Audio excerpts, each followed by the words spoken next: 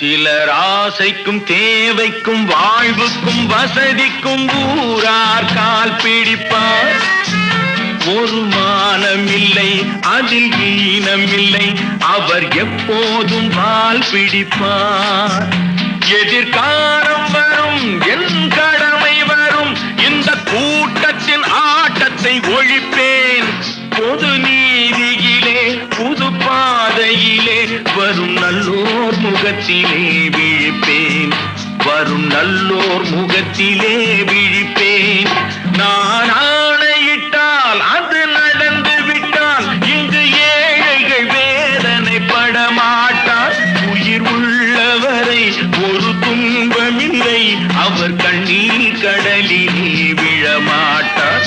அவர் கண்ணீர் கடலிலே விழமாட்டார்.